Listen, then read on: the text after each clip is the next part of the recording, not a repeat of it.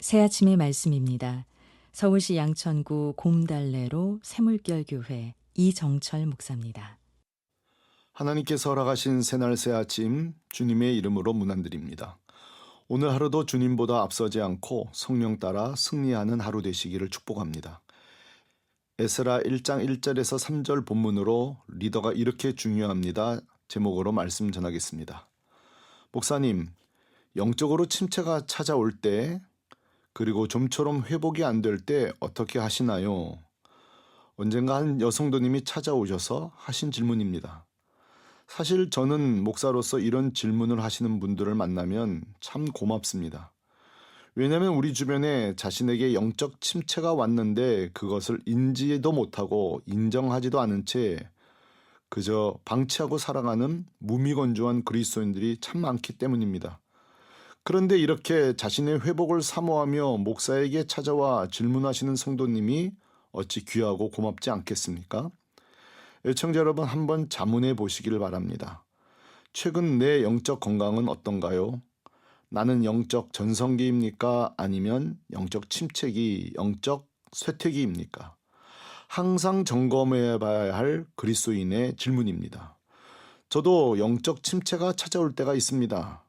그때 제가 사용하는 방법 중 하나 소개하겠습니다.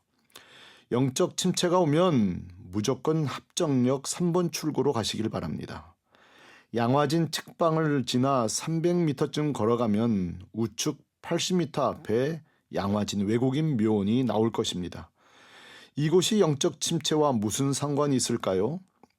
이곳 양화진 외국인 묘지는 조선 개화기부터 일제강점기와 한국전쟁, 그리고 최근 1960, 70년대까지 한국에서 선교 활동을 하다 이 땅에서 생을 마감한 외국 선교사들이 묻혀있는 장소입니다. 한 묘비를 천천히 읽으면서 걷다 보면 도저히 눈물 없이는 그냥 읽을 수 없는, 그냥 지나칠 수 없는 놀라운 이야기들이 우리에게 말을 걸어올 것입니다. 어떤 분은 얼마든지 미국 고향 땅에 돌아갈 수 있음에도 굳이 이곳에 묻히고 싶다고 유언하셔서 안장된 선교사. 노년의 고향 땅에서 생은 마감했지만 유언으로 다시 그 유해가 이곳으로 옮겨진 분도 있습니다. 한참을 걷다 보면 뒤편에 조그마한 70개의 묘비들이 나오는데 그것은 바로 선교사들의 자녀들의 묘역입니다. 평균 사망 나이가 1세에서 3세 사이에 조선 땅에 오자마자 아니면 갓 태어나자마자 풍토병, 돌림병으로 사망한 것입니다. 죽은 선교사 자녀들의 묘역 앞에서 말문이 막히게 됩니다. 이렇게 묘역을 걷다 보면 하나님께서 묘비들을 통해 우리에게 두 가지 질문을 하십니다. 너는 어떻게 살아왔느냐? 앞으로 어떻게 살 것이냐? 라고 말입니다. 이렇게 한 90여 분 걷다 보면 이 나라가 누구의 희생을 통해 어떻게 복음이 들어왔는지, 내가 어떻게 구원받았는지 절실하게 깨달을 뿐 아니라 사라지고 희미해진 구원의 감격과 은혜, 그리고 다시 결단까지 하게 됩니다. 하나님 앞에 존귀하게 살아간 거목들 앞에 우리의 영적 침체가 사치요 은혜의 망각이었음을 깨닫게 됩니다. 특별히 이곳에 안장된 선교사들을 보면서 한 가지 중요한 것을 깨닫는데 그것은 바로 한 명의 리더가 얼마나 중요한가, 바로 리더의 중요성입니다. 분명히 이들이 조선이 들어온 이유는 예수 그리스도의 복음을 전하기 위해서였습니다. 그런데 막상 들어온 조선의 열악한 환경을 목격한 선교사들은 복음도 전하지만 시급하게 학교와 병원과 예술문화기관을 세웠습니다. 그러므로 조선의 개화에 큰 이바지합니다. 그 가운데 몇 선교사들은 자신의 목숨까지 걸고 조선의 독립을 위해서 일했습니다.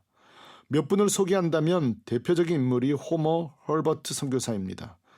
그는 대한제국 황실과 임정 외교를 도왔고 한국 독립을 국제사회에 알렸고 결국 1950년 건국훈장을 받습니다.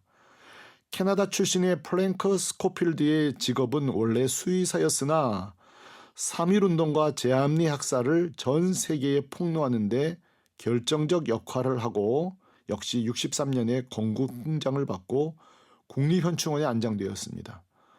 어니스트 베셀은 대한매일신문을 발행하며 항일 논설을 계속 세상에 보도했으며 조지 윌리엄스 노리스는 미 의회에서 조선 독립이 얼마나 필요한지 설득하고 알리는 등 여론 조성에 기여하였습니다. 애청자 여러분, 이들의 공통점이 무엇입니까? 인생의 본질인 영혼 구원에도 힘쓰는 동시에 자신이 가진 역량을, 할 수 있는 힘을 한 나라의 독립을 위해 운명을 바꾸는 데 사용했다는 것입니다. 한마디로 한 리더의 행동이 한 나라의 미래를 바꾼 것입니다. 애청자 여러분, 이처럼 위기의 순간에 한 사람, 한 리더 행동이 이렇게 중요합니다. 성경에도 하나님이 택한 유대인은 아니었지만 하나님의 구속 역사에 결정적으로 사용된 외국인, 이방인, 개인 리더, 왕 참 많이 등장합니다. 가령 사도행전 10장에 등장하는 백부장 고넬료는 이방인 군인입니다. 그러나 그는 하나님을 사랑하는 경건의 사람, 가난한 유대인들을 억압하지 않는 사람, 오히려 돌보는 따뜻한 구제의 사람이었습니다. 특별히 환상 중에 베드로를 초대하라는 주의 명령을 듣고 베드로를 초대할 때에 남녀노소, 종, 하인, 주인 차별 없이 모두 집회에 참석시켜 모두가 성령 충만, 그것도 이방인 최초의 구원을 받습니다. 최초의 성령을 받는 역사적 인물이 됩니다. 특별히 이방인 선교의 문을 여는 이 사건이 되어집니다. 직업군인 리더 한 사람이 이렇게 중요합니다. 한 사람 때문에 온 가족이 구원받았고, 한 사람 때문에 모두가 성령을 받았고, 한 사람 때문에 성령의 열방의 구원의 문이 열렸습니다. 리더 한 사람이 이렇게 중요합니다. 구약 룻기에 등장하는 모압 여인 룻은 사실 리더도 대단한 인물도 아닌 한 평범한 여성입니다. 그런데 얼마 지나지 않아 시아버지도 사망하고 남편도 사망하는 기막힌 일을 당합니다. 동시에 기근까지 겹치면서 다른 종들, 또 하나의 며느리는 떠나버립니다. 그러나 룻은 끝까지 시어머니 나오미를 떠나지 않고 길을 쓰고 따라갑니다. 결국 언약의 땅 베들레헴까지 쫓아옵니다. 그리고 그곳에서 보아스를 만나 결혼함으로 풍지박살났던 가문이 다시 일어나게 됩니다. 그런데 놀라운 것은 그 둘 사이에서 증손자 다윗이 나오고 훗날 그 계보에서 구원자 예수 그리스도가 출생하셨습니다.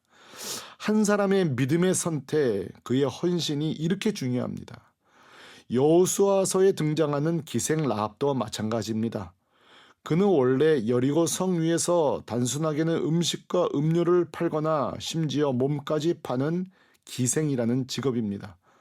그러나 이스라엘이 요단강을 건너왔을 때 여호와 하나님을 믿어야만 구원받는다는 확신을 갖게 되고 발각되어 도망치는 정탐꾼 2명을 숨겨줍니다.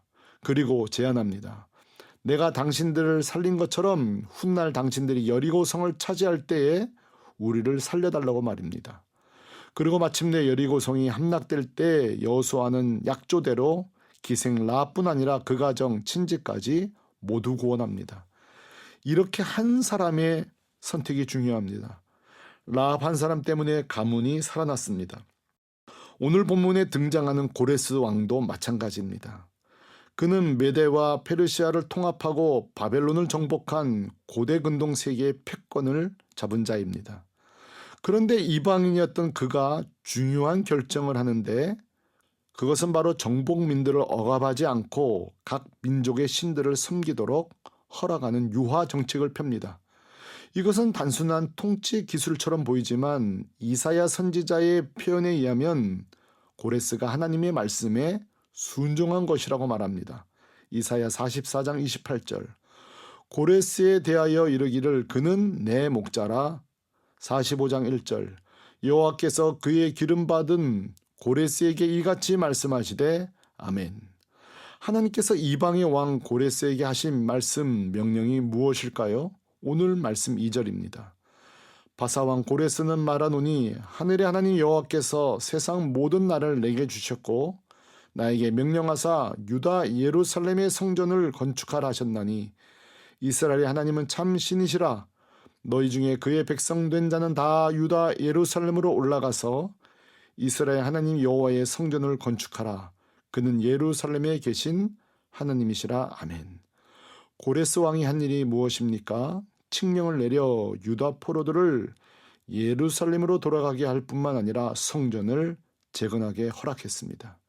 결국 고레스는 이스라엘 70년 포로 생활 후 돌아올 것이라는 하나님의 언약의 성취의 도구로 쓰임받습니다. 한 사람이, 그것도 이방인 한 사람 리더가 이렇게 중요합니다. 애청자 여러분, 한 사람 한 리더는 결코 작지 않습니다. 얼마든지 한 가정, 가문, 국가, 공동체의 운명까지 바꾸는 하나님의 도구가 됩니다.